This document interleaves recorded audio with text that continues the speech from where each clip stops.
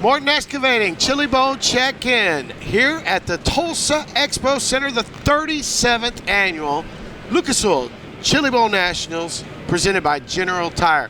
Who's this guy?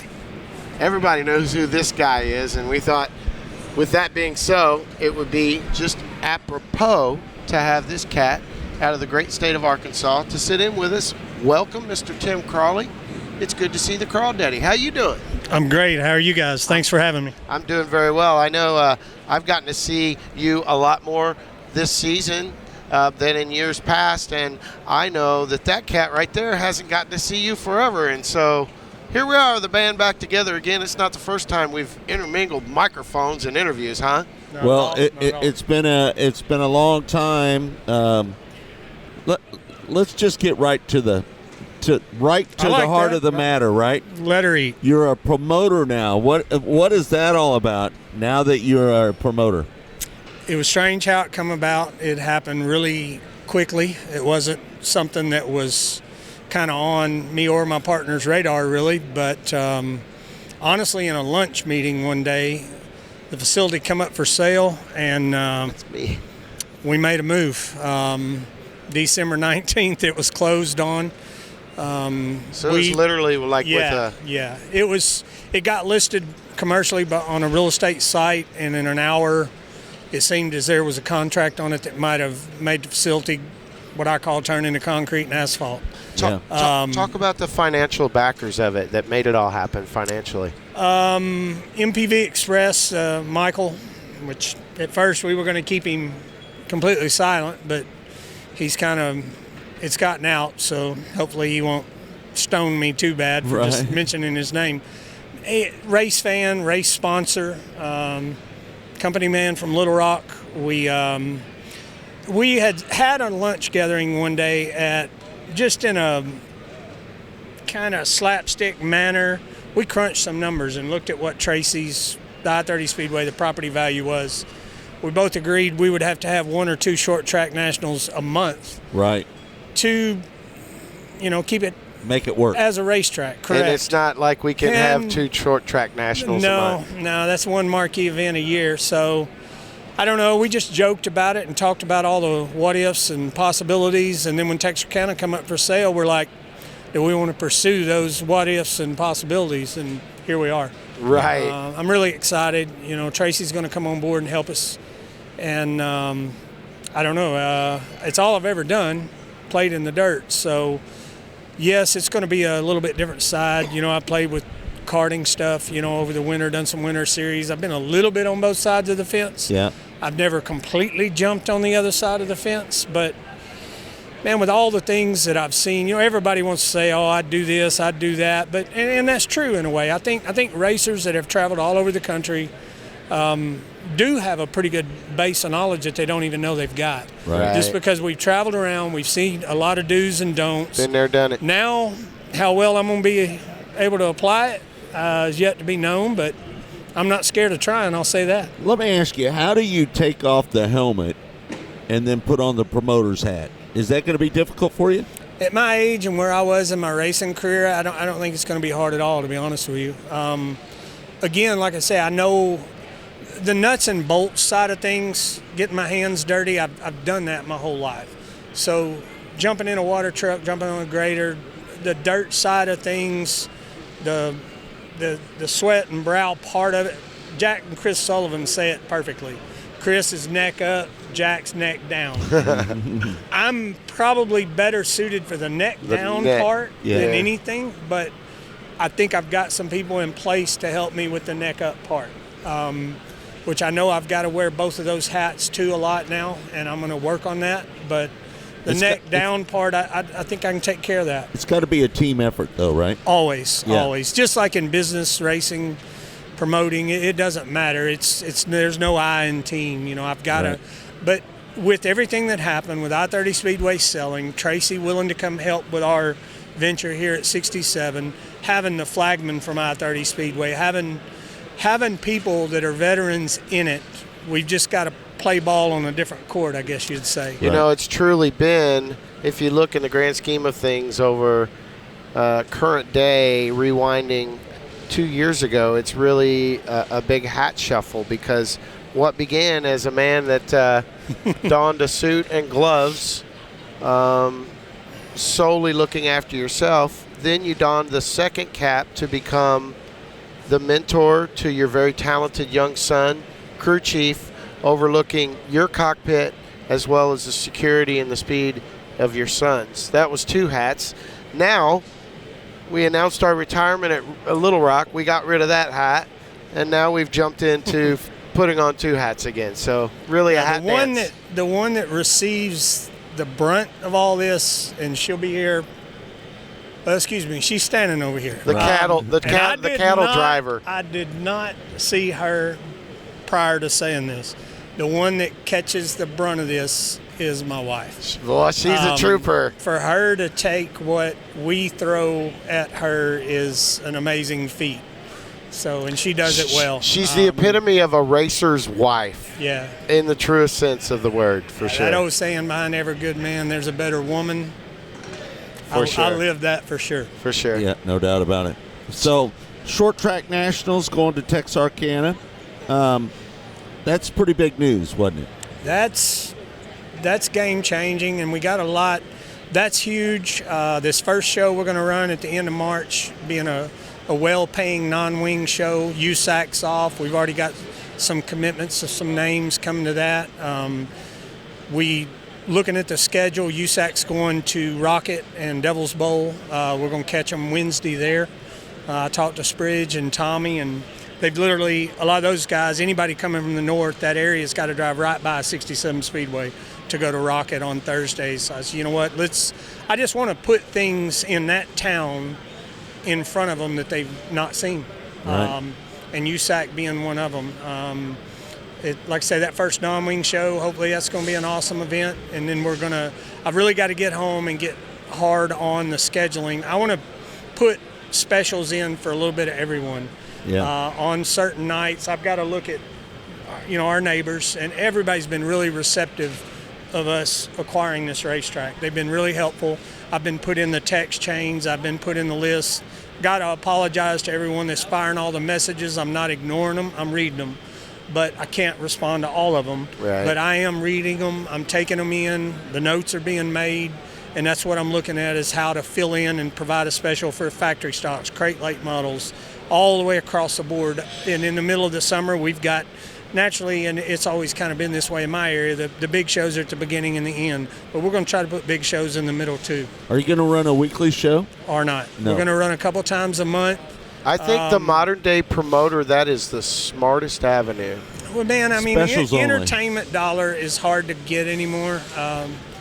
Kids, I don't know how to say it other than it's real. Kids get on these phones and look at blood and guts and bombs, and it desensitizes our older generation in motorsports. So true to that.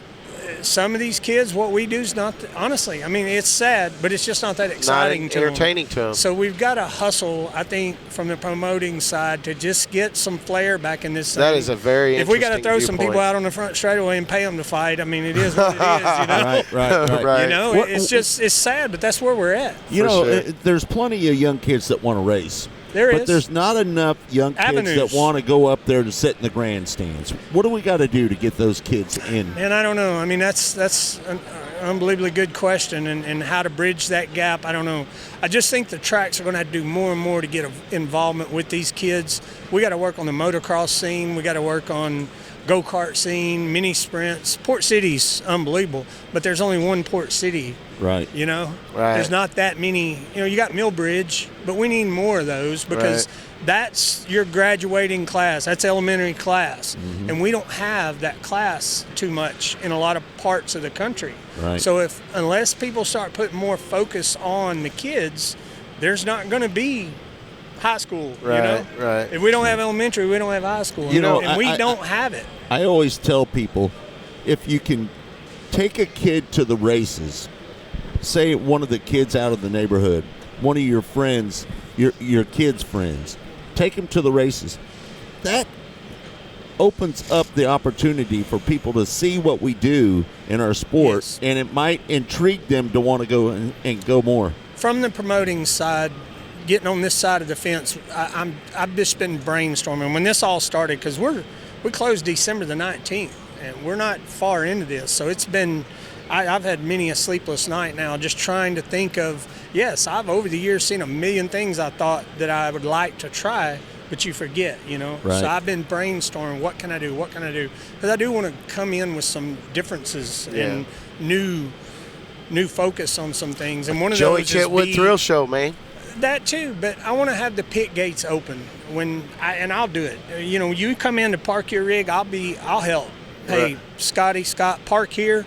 But I want those pit gates safely open so that fans know all the time, up until a certain time of day when we race, 4 o'clock if that's the number, come in. Visit.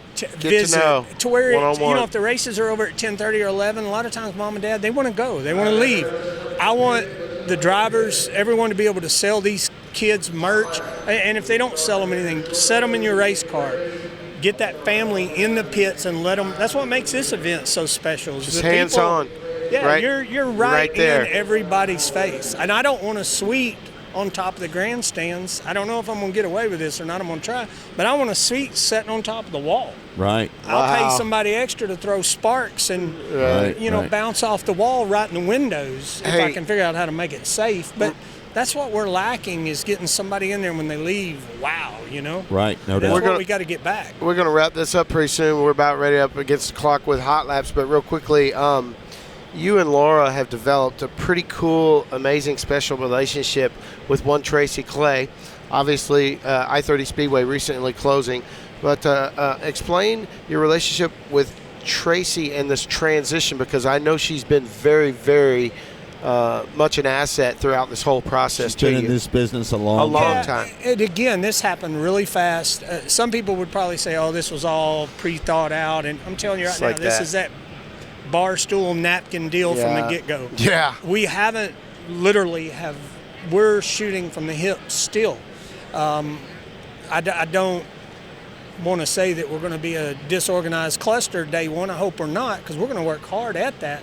But as far as this wasn't all laid out, and, you know, I went in with some hopes. I'm thinking, well, if we do this, maybe I can sweet talk Tracy into helping. And then, you know, another lunch meeting happened, and she's like, I told Tracy, I said, you're going to get bored. You know, this is all you've ever done in your whole life. True salesman. And in March, I was working it. I said, in March, you're not going to have nothing to do. Right. I said, come on over here, and everybody can chew on me.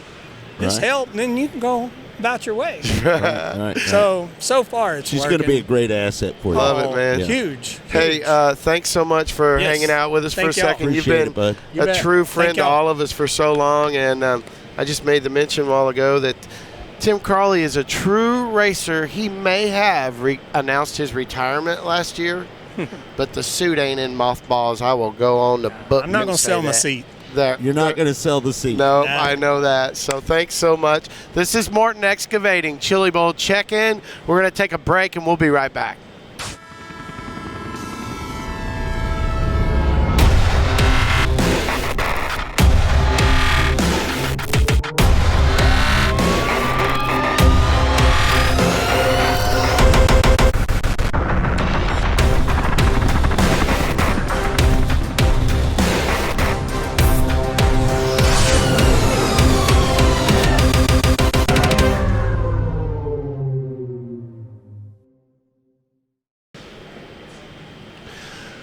Special thanks with that fine word from the fine folks of Same Day Auto and Tire Pros. Danny Smith, we're so grateful for you, as well as so many other supporters that made this program this week a lot of fun to do. And with that, you are watching Morton Excavating Chili Bowl Check-In. We go from one legend of the sport to another legend of the sport, and I guarantee you, Tim Crawley and Johnny Herrera have had their share of wheel bangings over the years, huh? Oh, we've had a few. I think we really haven't had a real scuffle. We've raced each other hard, but we've never ourselves have never got.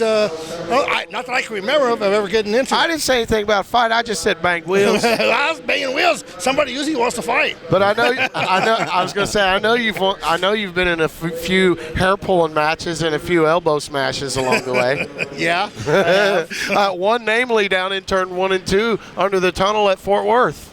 Right. Right before the tunnel. Yeah. Oh my God. That was many years ago. What a deal. Hey, how you doing, bud? Well, What's up? We haven't seen you. Just, working my butt off here at the Chili Bowl. Yeah, take care of all these cars. And So, Johnny, you've made the transition from one of the great race car drivers in America to a crew chief. How's that working for you? Work in progress. Yeah. I always raced a lot of my own stuff and worked on my own stuff for the last few years, last 4 years. I've kind of stepped back from doing that, and now we're just crew chiefing. A couple of years there with Harley White. In the last 2 years, I've joined up with Blaine Morton and Chance and Cade Morton, the Morton family, and taking care of their sprint cars and their midget program a little bit, and not racing at any national level, just racing when they want to race, which, I get to be at home a lot and sleep in my own bed, and my paycheck's here every week, and that part's good. I mean, I've been spending a lot of time on the road over my life and my career, so getting able to do that is good.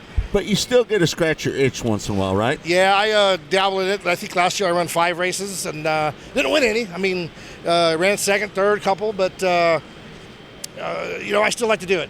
I really like to do it when we're racing with the boys and they're struggling or can't get their cars going. I said I want to get in that thing and say, let me show you how to do it. But, you know what I will say, since you came aboard with the Morton boys, they were just taking seat time and trying to learn to cut their teeth for the first couple of years they came along, and I've noticed such a drastic improvement in both of those kids since you've come aboard with them. Well, we've helped them, but they're younger. They've raced with their dad for a long time. From micros into the midgets and then in the sprint cars, and making that transit. Them doing it, they didn't know all the proper ways to do it. They just knew who they talked to and the information they got. And since I went there, we've helped turn their program into a top-notch. I mean, I'm not saying I did it all, but they're spending a lot of money in the wrong places. In a nutshell, they're consistently making A mains now. Yes. Whereas they were not before. Well, they had a lot of, it's like anything, it's preparation. Yeah.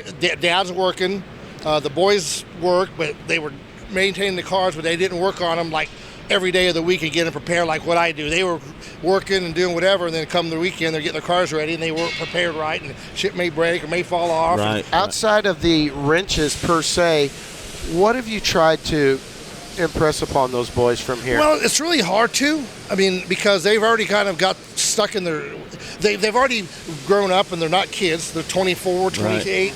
So it's kind of hard to change their thinking and their habits. Right. Of for them to speed up. I mean, I always say in racing, it's hard to speed somebody out. It's a lot easier to slow them down in racing. Yeah. If somebody stands on the gas, you can talk to them and get them slowed down. But it's really hard to get them sped up if they just aren't there. Not saying they're not there. There's moments of it where they're right on top of their game. Right. But if we only race 2 times a month or 3 times a month, you can't get on top of your game and be better. Right. And then that goes the same for me working on them. Right. If I'm not out there, not on the road or traveling all the time and being involved in what's going on and see something that comes along, someone's doing something different on the race cars or shocks, I get lazy and miss some things too. Right. Yeah. You've got 4 cars here at the Chili Bowl. Yes, sir. Talk about your drivers and who you've got running those cars. Well, Monday night we had Jerry Bray from Billings, Montana, owns Big Sky Speedway up there. He's always wanted to come around the Chili Bowl, so and I went and drove his car last year a couple times in Montana. So anyway, put a deal together, and he come down here for his first Chili Bowl and tried to have some fun. Sean Deskins from Phoenix, Arizona. Waddle, Arizona. That's where he's from. Waddell. He teases me about it. He'll never let me live in it. But anyway, he's been with us for the last couple of years, and he was our Tuesday night guy, and then Roger ran last night. Ran last night. Roger Crockett. He ran last night and got her in the show for us, and fared out 16th. Got up to top 10 one time, and kind of just got out of sorts and lost his way there towards the end a little bit. But anyway, he ended up 16th, and so tonight I'm just kind of sitting here kind of helping out Dustin Morgan with Kyle Bellum. He's running tonight, and there's 5 cars in our stable, but that belongs to Scott and Dustin Morgan, so right. I'm assisting with that program. And Kyle's pretty good racer. Yeah, he's a good racer. First year he came here with that Bluston, he did pretty good. The last year just got caught up and crashed, and just shit happened, you know. It was Chili Bowl, just happened. Yeah. You've become pretty good friends with so many people over the years, but in particular, man, who can not be dear friends with old full-blown chaos and Scott Morgan? Man, those people are something, aren't they? Well, yeah, it's full-blown chaos for sure. Right. We've seen our share of it, haven't we? Yeah. Oh yeah, all the time. It's the poor boy doesn't have a filter. Yep, no filter there. So then my last car I got on Friday night would be Briggs Danner out of Pennsylvania. Done won some USAC races out west. I think it was a co-rookie or the co-rookie of the year in the National Sprint Car Hall of Fame 360 voting. So looking forward to him tomorrow night. He looked good on his practice night, and like I said, he ran here last year with Shawn Michael and got crashed, but he did a good job, and we decided to put him in our car and give him a shot. For sure, man.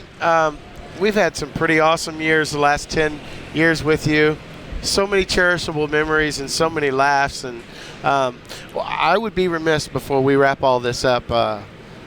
When I moved to the great state of New Mexico out there in Las Cruces, your mama Martha kind of took me under her wing, and I was almost like an extra addition to the Herrera family. One night at the Vado Raceway Park, Martha and your sisters came down, and they wanted to make sure. Great people, man. Oh my gosh, you can never say enough about Johnny's mama. But funniest story ever. They didn't even take into consideration Caucasian boy from Central Missouri that doesn't mind Mexican food, but authentic Mexican cuisine is another story. Mama Martha, they wanted to make sure that we had time to visit and hang out. She made a pan of enchiladas before the race one night at Vado, and she insisted I come in and have dinner, and I did. And I no sooner took 2 bites, and there was flames shooting out my ears. I broke out into a cold sweat. My favorite kind. I'd never seen your mother so tickled. My gosh, son, what is wrong with you? I was like, Martha, I'm not used to this. But it tasted so good that I kept on and kept on. And you know me. He doesn't like this spicy. No hot stuff. And all I can say about that is, outside of Martha, I love you so much. The only thing I can think about that night is thank goodness for Royal Jones for putting a very nice restroom in the press box at the Vado Raceway Park. Because you needed it. Mama Martha, I love you. Colin Blow. She lit me on fire that night. Well, you know, Mom made some enchiladas for us this week, and my sister came up and they brought. So I had last night. I think that was our dinner for last night. We had 3 pans of red and 3 pans of green New Mexico style enchiladas. Man. You don't even understand, but there is a whole chili craze. And what are the other? Tamales. But the green chili, which is not known everywhere, but that's what New Mexico is big, especially down around Las Cruces and Hatch. New Mexico Hatch green chili. It's a really big thing. That was all, that whole portion there, that was all a part of this Rednecks culture shock during my time out there. Remember the time we went down to, we were in Yuma, and we went down to that little Mexican restaurant down there, Scotty? I don't know if Johnny ever heard that story. You would be better off telling that story than anybody. Well, the old, what's the track, Paul, maintenance guy, or track guy, yeah. Paul? I don't know if you remember getting to know him at Yuma, Coca Paul. Oh, yeah. Yep. Paul. Yep. Paul, we had finished setting up and we wanted to get a bite to eat. He wanted authentic Mexican. He says, Paul, where can we get some real Mexican? Obviously, did you get out across the border? Damn near. We were almost on the border. We were, okay, so Yuma, and then there is the Coca Indian Reservation south of Yuma, and then there's 5 miles to the border. Well, in between south town there. South of the casino, there's a little town. Yep. And he told us, you get there, you see the Dollar General, turn right. He said, now it's not going to look like a restaurant, but trust me, it's the best Mexican that you've ever seen in your life. Dude, we pull in there, take the first right. Scotty didn't want to go in. No. He looked at us and no, dude. Hey, we pull in to the first Dollar General, like he says. We're like, there's not any business. We're in shanties, like little small houses. So we pull in. He said, look for the Coors banner. so we backed in. We identified it, and we're like, wait, man, this is a house, but there's a Coors banner, but it's not a restaurant. Guy was cooking out under the carport. The dude had the banner over his carport, and he was cooking out there.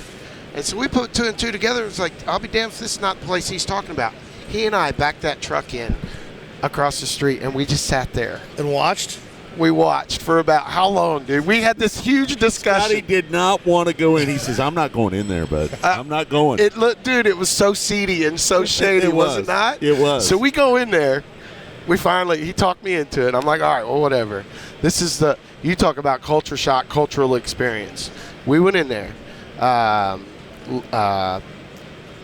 Kitchen, dining room right inside the front door, carport. To the right is the living room with a doorway. We go in there, kitchen, dining area, only 3 tables, a Coke bottle machine. Right. Mom, no condiments. Remember that? No condiments. Mom came to us, barely English, right? Right. And I wanted a burrito with sour cream, no onions. She said, no condiments. They didn't have anything. You no get sour cream, you get what you get. You just get what you get. So here's the funniest thing about this deal. No sooner than we sit down and we're just kind of soaking in the environment. We already know they're cooking out under the carport. Through the threshold in the living room, there was Grandma, Grandpa, about 8 kids running around. And you and I are sitting there like That's where they lived, and that's where they would go eat. It was. And I'll be damned if it wasn't the best Mexican I'd ever. I don't know, it was a steak burrito or something. I don't know what the hell I can't remember what it was, but it was so good, man. It was crazy. It was great. That was what an experience. So anyway, before we let you go, you've had a very illustrious career. Fortunately, still able to drive every now and again, and we know that you're very thankful for many people along the way that made your journey possible. Well, there are so many out there. I mean, I could go on and on and be there for another half hour and talk about it, but there's just people like you guys, the Hahn family, Knoxville people, just a lot of car owners throughout my career. There's been a lot of instrumental. 2-time Knoxville Raceway champion. Yep, 410, not even 360. Dang, believe it or not. That was before that thing was rubbing the wheel. 96 King Royal. 96 Kings Royal winner. You put that money in the bank, right? You still got it. Yeah, I spent that 3 times over, 4 times. That was when 50,000 was a big deal. Oh, that was back then. That was 96. All right. Well, hey, we got to check out of here. All right. Well, I appreciate you guys having me. Thank you guys. Thank you. Thanks for having me on. The one and only. Yeah, man. Hollywood Johnny Herrera out of Albuquerque, New Mexico. This is Morton Excavating Chili Bowl check-in. Fans, thank you so much for joining us all week. And please, we've said it all week long, please support all of these wonderful supporters. Danny Smith, Same Day Auto and Tire, Leighton Crouch, High Plains Builders Division, and on and on and on. Mr. Kyle Anderson with Permastone, Glenn Styres, Ohsweken Speedway. Thank you guys, one and all. We hope you've enjoyed all of it. We're going to check out for now, and a lot of action to come here. 37th Annual Lucas Oil Chili Bowl Nationals. Thank you, folks.